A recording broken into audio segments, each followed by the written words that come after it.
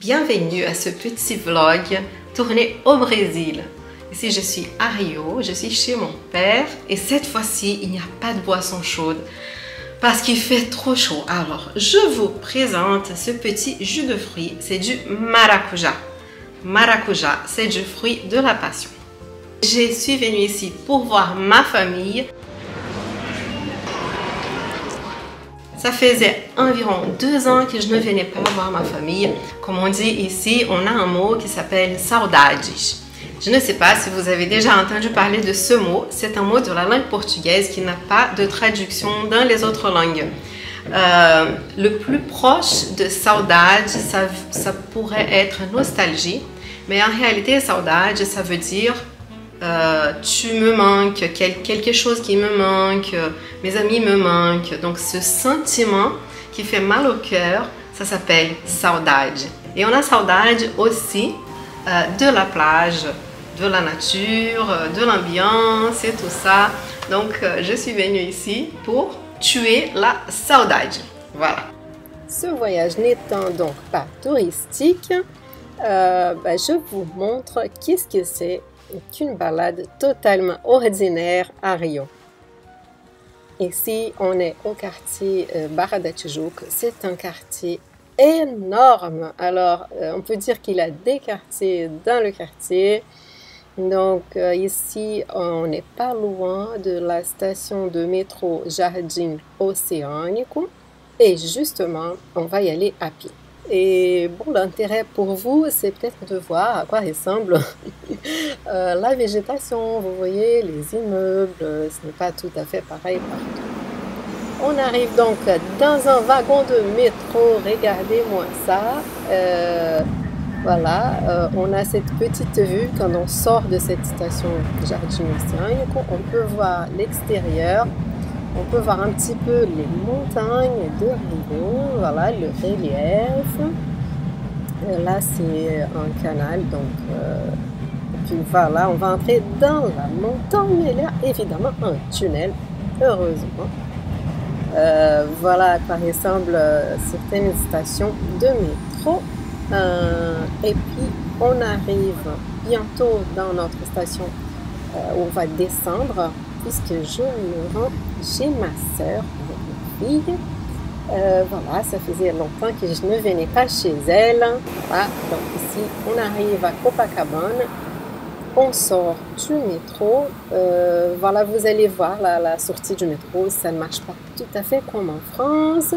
Bon, les métros se ressemblent partout, hein, mais la différence, c'est qu'une fois qu'on sort, on n'a pas besoin de présenter le ticket.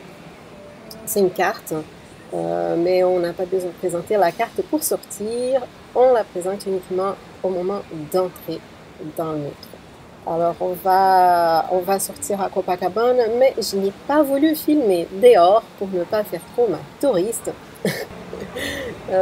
Donc en sortant du métro, on arrivera directement dans l'immeuble de ma sœur et on partira pour une petite balade en voiture, puisque je veux aller voir ma tante qui habite dans un quartier juste à côté.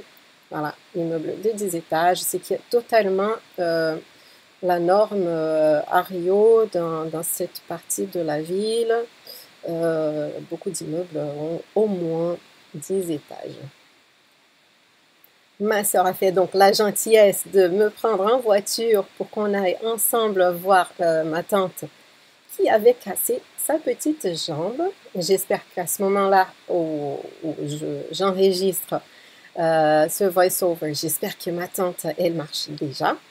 Mais voilà, elle avait fait une chute et puis on part la voir. Ici, vous voyez donc Copacabana, c'est le quartier plus touristique de Rio. Peut-être le quartier le plus peuplé de la zone sud de la ville. Vous voyez, c'est un peu la folie pour moi. J'ai perdu l'habitude justement. Je disais à ma sœur, je n'ai plus l'habitude des quartiers où il y a beaucoup de monde. Ça change de ma banlieue parisienne et je vous laisse voir un petit peu le trafic à Rio, l'ambiance et à quoi ça ressemble. Et tous ces arbres et tout. Ça change un petit peu. ces voitures jaunes avec des traits bleus, elles sont là non pas parce que la moitié de la population adore les voitures jaunes, bien que j'aime bien le jaune, ce sont les taxis. Voilà, donc on en trouve facilement dans cette partie de la ville. Sinon, là, dans les quartiers où il y a moins de taxis, eh ben, on fait comme ici, on prend des Uber pour circuler parce que c'est vrai, les taxis, et ben, c'est comme partout, ben, ils n'aiment pas aller dans tous les quartiers. Voilà, c'est un quartier qui n'est pas récent, comme vous pouvez voir. C'est très différent de là où habite mon père et là où j'ai passé mon adolescence et ma jeunesse. Ici, c'est un quartier construit, si je ne me trompe pas, vers les années 50, voilà, peut-être 50, 60. Et à partir du tunnel, on arrivera à Botafogo, c'est le quartier où habite ma tante. On aura un tout petit aperçu parce que rapidement on est arrivé chez elle et puis je n'ai pas voulu filmer. J'essaye toujours de respecter l'intimité des personnes de ma famille, même si ça donne très envie de vous montrer à quoi ils ressemblent. Je peux vous dire qu'ils sont tous adorables et merveilleux, mais je les respecte. Alors, pour entrer de chez ma tante, eh ben, j'ai pris le métro à Botafogo. Et là, coup de bol, on entre dans ce wagon. Et j'ai dit à ma fille, bah, c'est marrant, il y a que des femmes. Alors, est-ce qu'on ne serait pas par hasard dans le wagon des femmes? Et voilà, alors à Rio, il y a ça. Dans les moments où le métro, il est plein, eh ben, il y a des wagons spéciaux femmes. Vous voyez ça?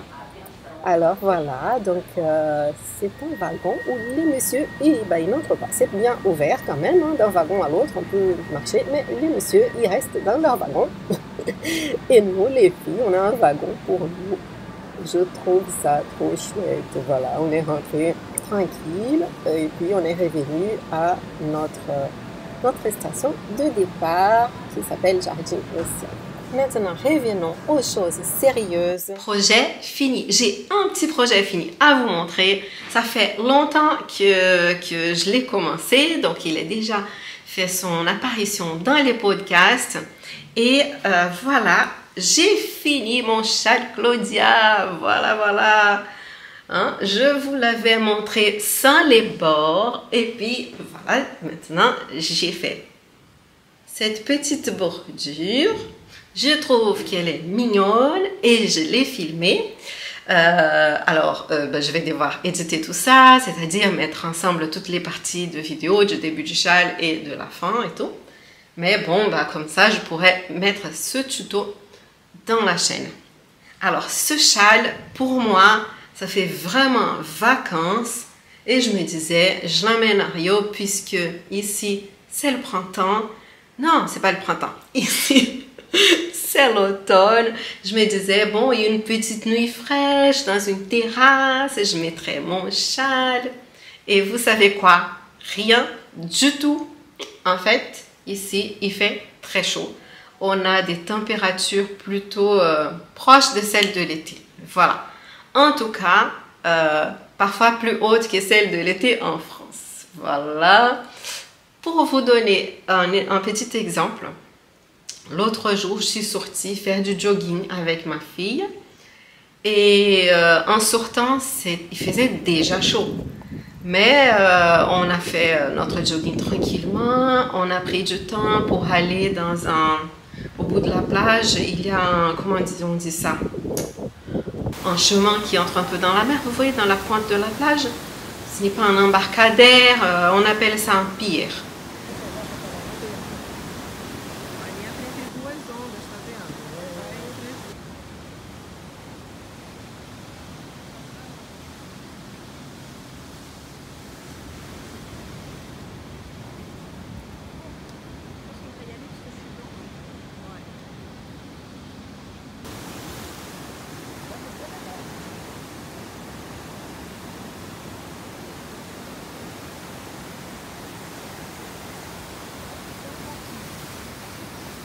Mon père nous avait rejoints là-bas On a passé un petit moment sympa ensemble. Et puis là, il rentre en vélo devant nous parce qu'on va plus vite en vélo que ce que moi et ma fille, on peut faire un jogging. Bon, je suis sûre qu'elle pourrait l'accompagner en vélo, hein. Voilà, mais bon, moi, mon jogging, j'avance doucement. Et donc, on était allé là-bas, on a pris des photos, on a discuté, tout et tout. On est rentré. Au moment de rentrer, il faisait 30 degrés et il était 9h30 du matin.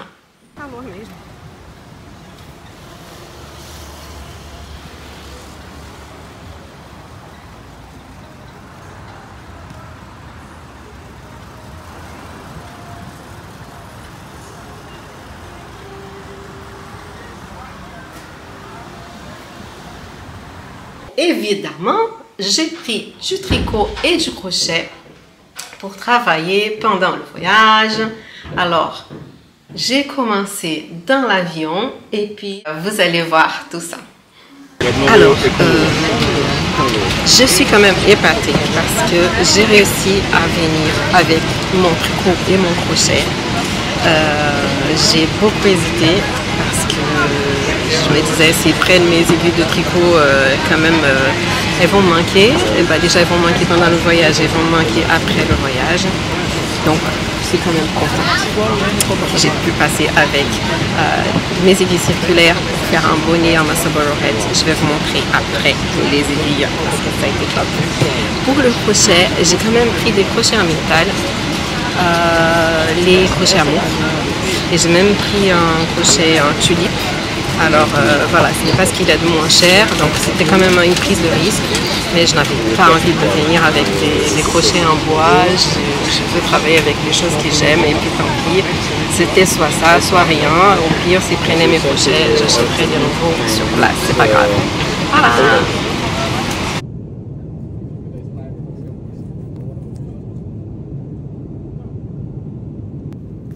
Me voici dans l'avion où j'ai commencé un autre Marlboro Head avec la technique du crochet pinhole Keystone. C'est un Keystone qu'on fait avec une aiguille de crochet. Ça commence par un anneau magique. C'est un cercle dans lequel on peut monter les mailles d'un travail en rond avec un crochet. Et puis on le resserre après pour fermer le trou. C'est magique et une fois qu'on a fini, c'est très propre.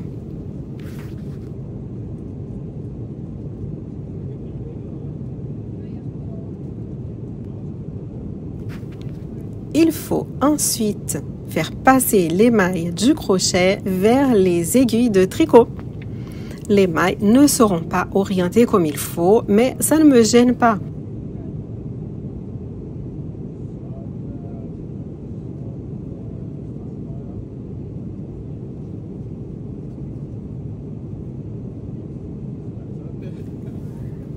Dans ces aiguilles, ce n'est pas uniquement la partie aiguille qui est courte, le câble aussi. Alors, autant les aiguilles plus courtes, ça ne me gêne en rien, autant travailler en magic loop avec un câble court, ce n'est pas vraiment l'idéal. Mais avec un peu d'effort, ça a été. L'avantage est que pour le corps du bonnet, ces aiguilles sont vraiment parfaites. Et là, enfin, je peux fermer le cercle magique et commencer à travailler.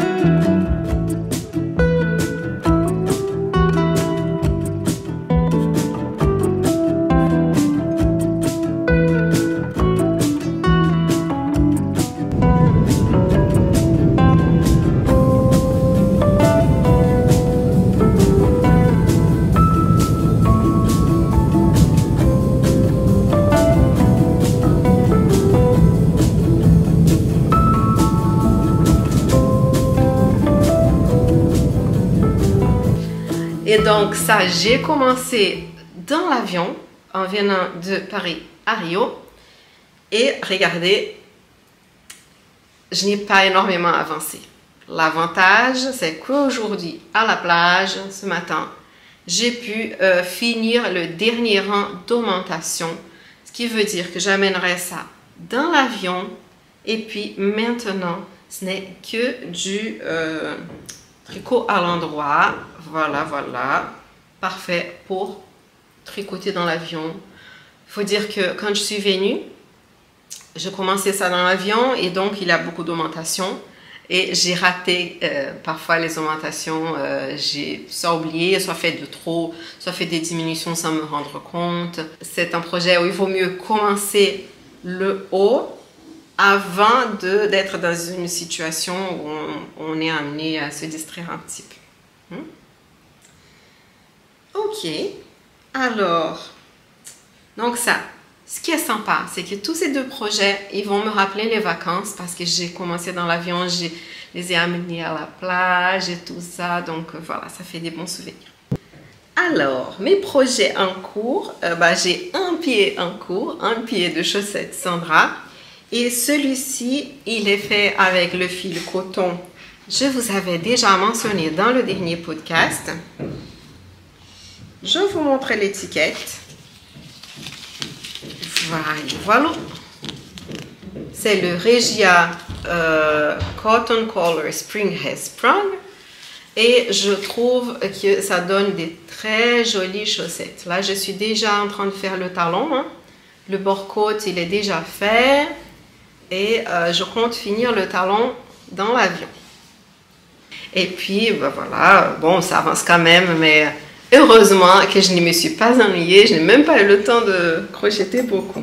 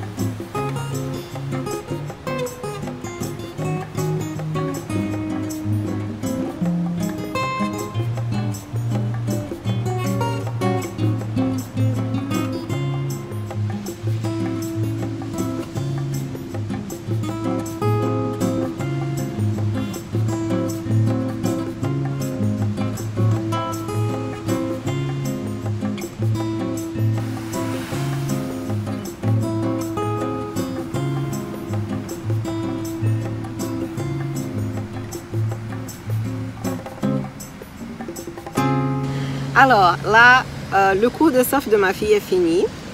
On est arrivé ici à la plage à 6h30.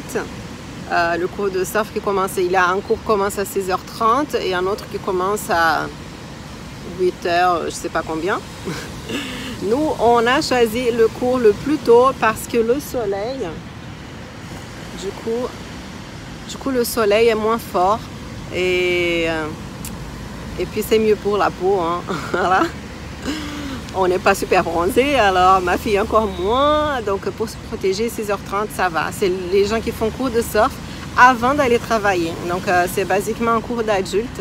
Et c'est super sympa, quoi. Les gens qui habitent à côté, ils font leur cours, après ils rentrent, ils prennent une douche et hop, ils partent travailler ou ils travaillent à la maison. C'est encore mieux. Alors, qu'est-ce que j'ai fait? Pendant qu'elle faisait son cours, j'ai amené mon crochet, mes chaussettes que je faisais dans l'avion. Et j'ai fait le bord-côte ici, vous voyez, en chose un peu moins d'une heure et demie, j'ai fait les bord-côtes. Et ces chaussettes, elles vont vraiment dans cet esprit d'ici, de la plage. Voilà, ça va être, je vais toujours penser à la plage quand je vais porter ces chaussettes. Bon, comme ça, vous avez aussi un petit esprit de la plage, un peu l'ambiance. C'est sympa. Bah, j'adore, j'ai grandi ici, je suis chez moi, dans mon habitat. Allez, bisous!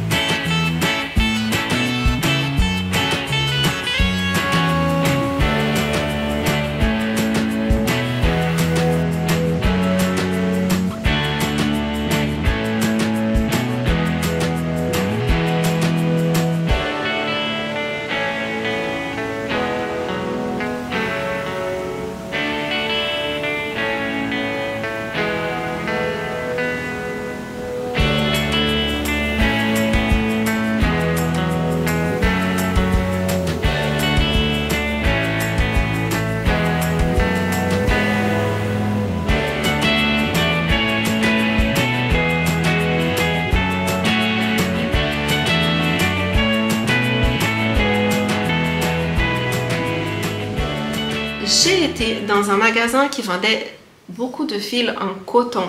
Ici, évidemment, il fait très chaud. Alors, la laine, ce n'est pas la spécialité du pays, même s'il y a quand même beaucoup de moutons dans le pays, mais pas forcément pour la production de laine.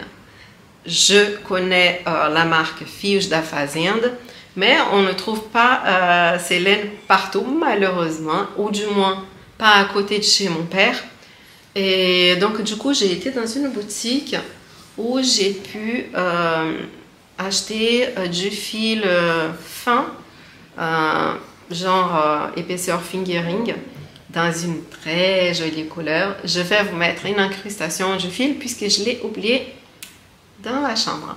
Je peux aussi vous montrer une petite vidéo de quand je suis allée acheter le fil. Comme ça, vous voyez à quoi ressemble le magasin qui le vend. Me voilà, donc du coup je suis venue jeter un petit coup d'œil à une mercerie dans le quartier où habite mon père. Donc voilà, j'ai pris un Uber, je suis arrivée ici, je suis devant la mercerie et je vais vous emmener à l'intérieur. On va jeter un coup d'œil. Je ne pense pas qu'il y ait beaucoup de laine, mais en tout cas, comme c'est le cas souvent ici, il y a beaucoup de coton, de fils de coton, des fils qui marchent super bien pour le crochet.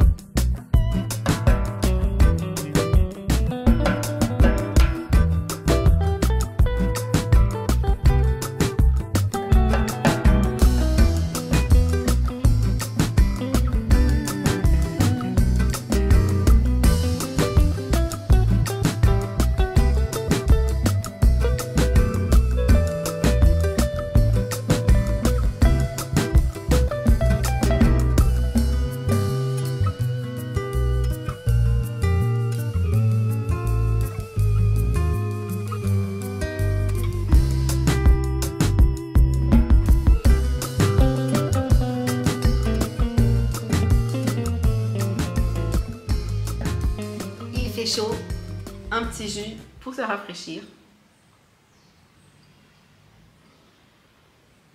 Fruit de la passion, est-ce que vous aimez le fruit de la passion?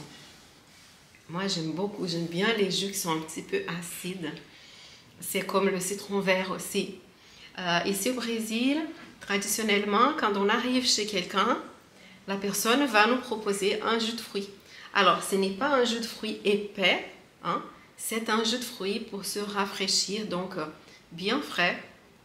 Et donc, le plus traditionnel, le plus souvent, on a maracuja, c'est fruit de la passion. Cajou, c'est le fruit de la noix de cajou. Mais on utilise la noix pour manger en tant que noix et le fruit pour faire du jus. Citron aussi, mangue. Voilà, je crois que ça c'est le plus courant par ici. Voilà, donc c'est un rafraîchissement. On offre aussi du café aux invités, mais là, il fait trop chaud. Ok, qu'est-ce que je pouvais vous montrer? Eh bien, mon père, il a sorti des choses qui ont été faites par une grande tante à moi. Donc, elle est déjà décédée, mais ils m'ont dit qu'elle faisait beaucoup de crochets. J'avais déjà entendu parler, mais je n'avais pas pu voir son travail. Et là, il avait un tiroir avec plein de choses qu'elle lui avait offert. Alors, il a des petites taches jaunes, hein, parce que en plus ici c'est humide, alors malheureusement ça fait des petites taches jaunes dans le tiroir. Mais voilà, et ben, je ne sais pas chez vous, mais ici quand j'allais chez des grands-parents ou chez des tantes, voilà, il avait souvent, quand on a un petit plateau, on met un petit, comment on appelle ça, mon Dieu, en français, j'ai oublié. Ah, un apron, voilà. Il y avait souvent des aprons aussi sur la table, comme ça, en dessous, dans l'abat-jour. Il y en avait souvent dans les maisons. Alors, celui-ci, il est très joli, vous voyez.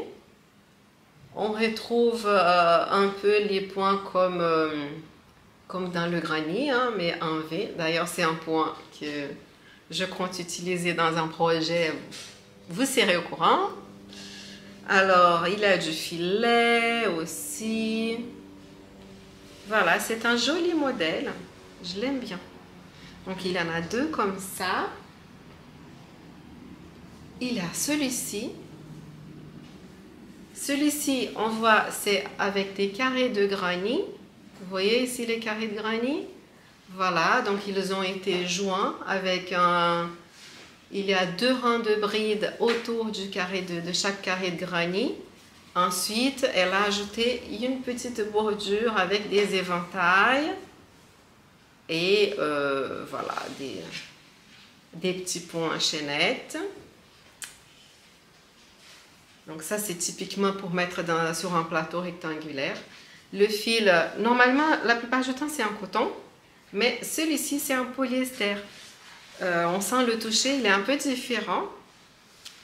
Et c'est parce que dans ma famille, mon grand-père faisait du fil. Voilà, il avait une filature et parfois avec le reste du polyester, quand il n'y avait pas assez pour faire du fil pour tissu, bah, visiblement il prenait tous les restes et il faisait du fil. Donc sa sœur, ma grande-tante, elle faisait beaucoup de projets de crochet avec ces fils-là.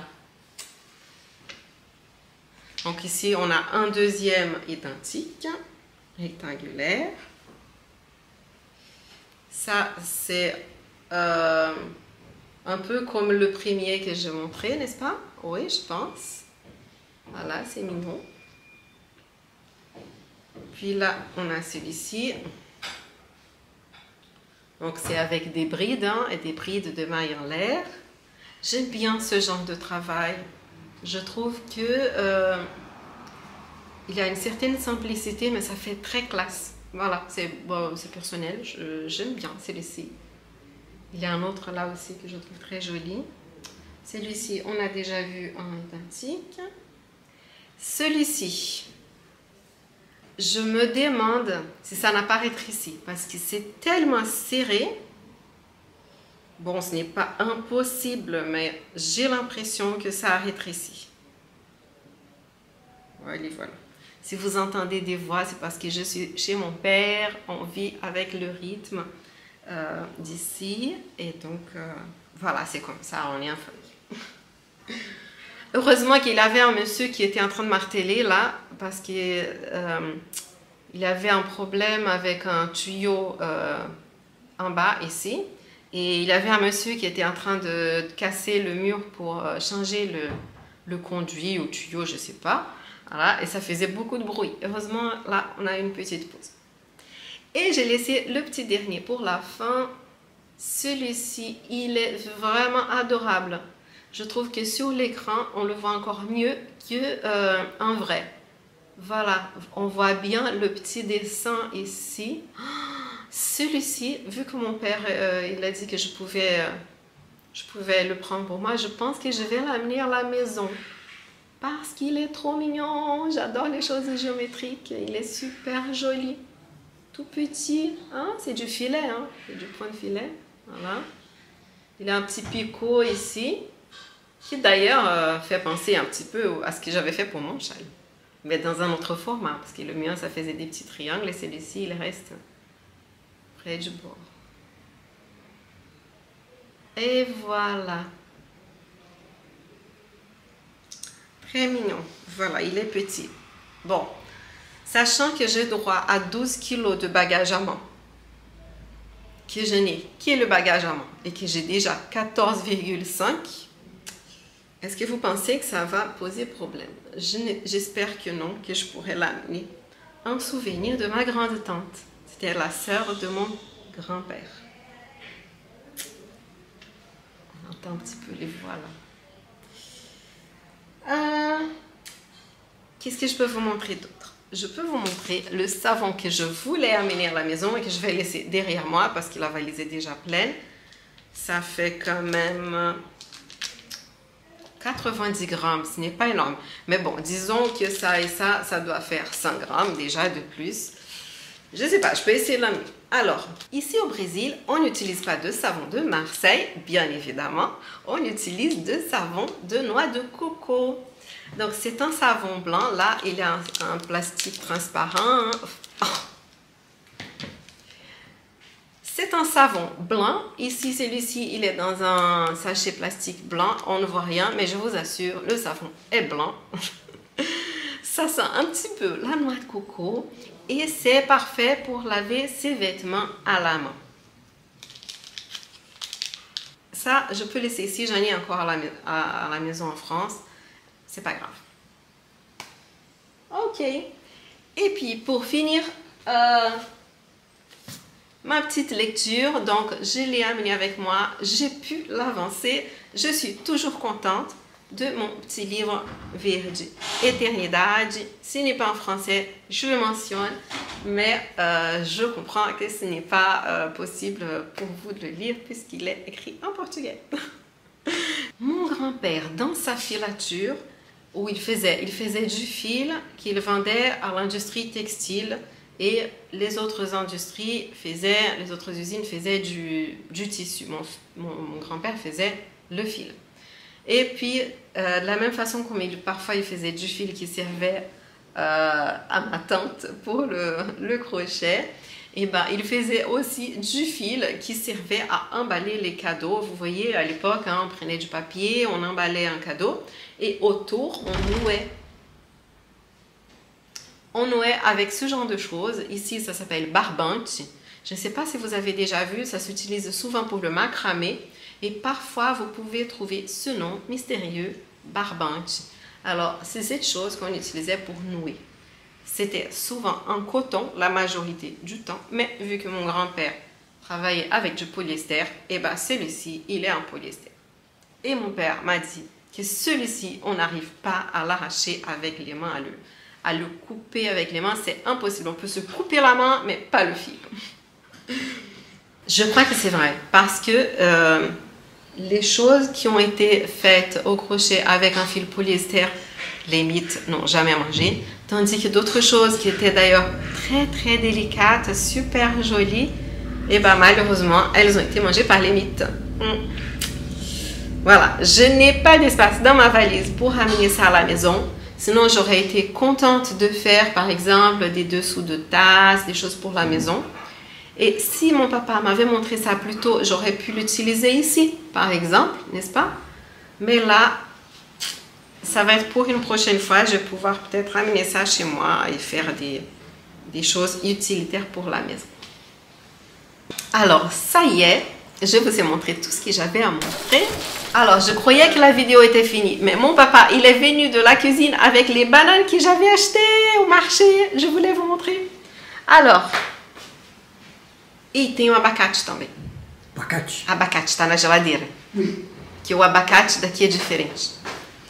Alors, heureusement qu'il a pensé parce que je voulais vous montrer ces fruits qui sont un petit peu différents au Brésil. Alors, ici, voici une banane. Vous voyez la taille de la banane?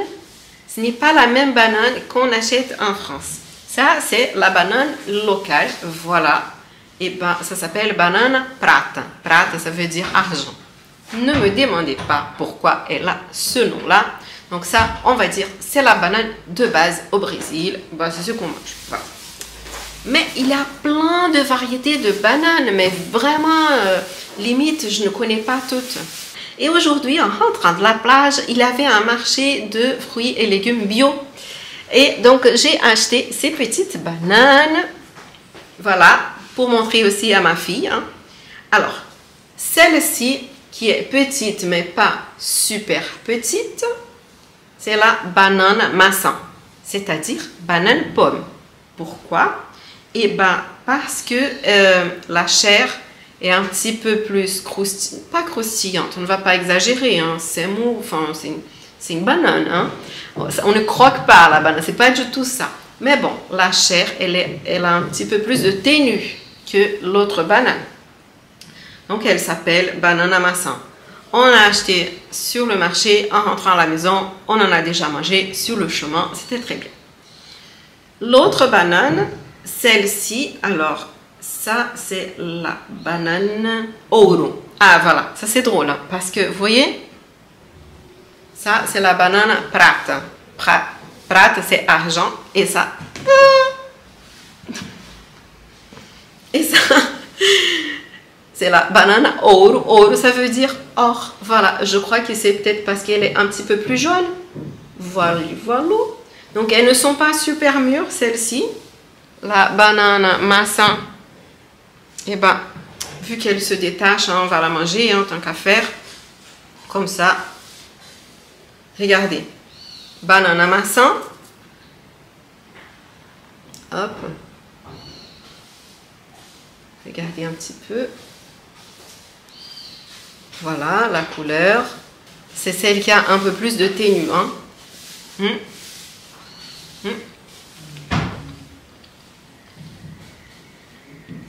Je la finirai après. Et celle-ci, banane ouro. Maintenant, regardez à l'intérieur. C'est un petit peu différent. Donc voilà. Regardez la couleur.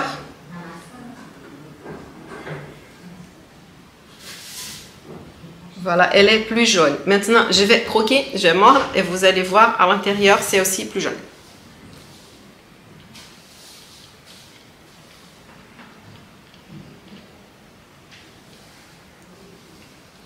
Voilà, voilà.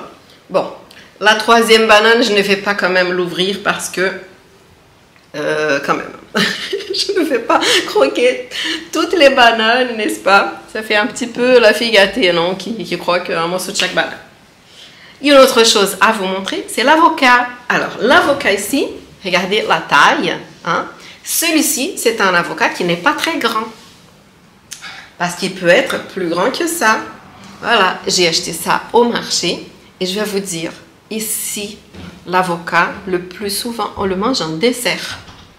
On ne le mange pas dans la salade. Enfin, si, aujourd'hui, j'ai été au resto, il y avait une salade avec de l'avocat. Mais c'est parce que c'est un resto qui veut être...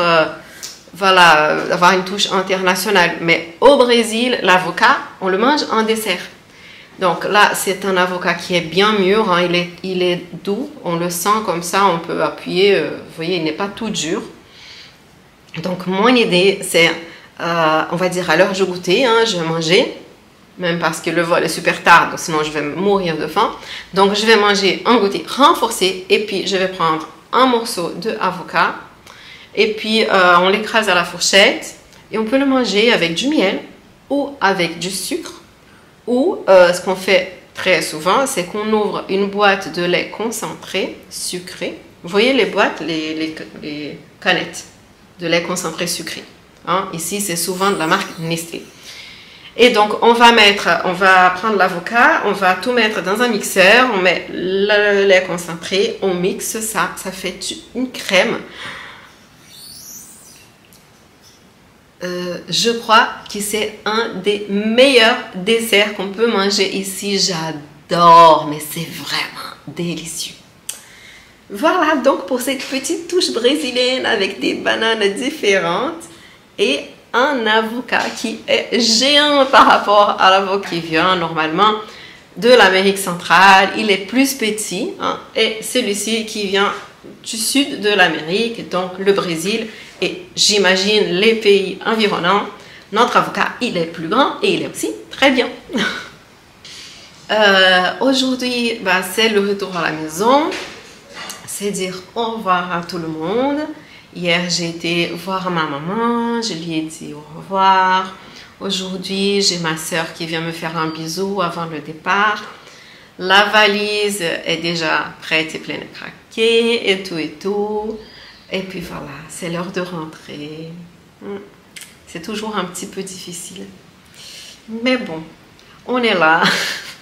Je ne suis pas seule dans mon aventure. Voilà, je vous amènerai avec moi dans l'avion. Et puis on pourra tricoter un petit peu ensemble. Et puis une fois arrivé à la maison, j'ai compris, je vais faire le petit tuto pour mon cardigan en granny. J'ai été contente de voir qu'il y avait plein de monde qui voulait voir comment faire et qui m'a demandé de faire un petit tuto pour le cardigan en granny. Alors là, je rentre à la maison et puis je vais me lancer. Dès que les enfants y reprennent l'école, je me lancerai dans le tuto du cardigan. Voilà donc, je voulais vous remercier pour tous ces commentaires adorables que vous avez laissés à ma dernière vidéo. J'ai été très contente. Dès que j'avais un petit moment, j'allais voir mes commentaires. Et merci beaucoup du fond du cœur. Merci pour tous les likes aussi. Pour les nouvelles personnes qui ont décidé de me suivre dans cette chaîne, ça me fait vraiment plaisir. Alors, je tiens à vous dire un énorme merci. Et puis, à très bientôt. Ne partez pas parce que je vous amène avec moi dans l'avion pour le chemin de retour. Voilà. Allez, bisous.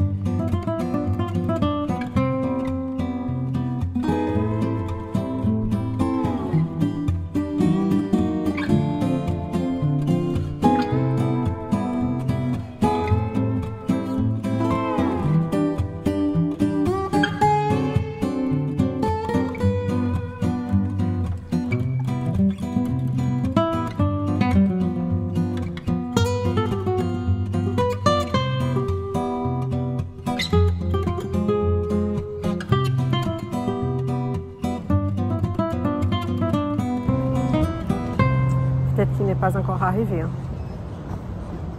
Parce que ça a été tellement rapide.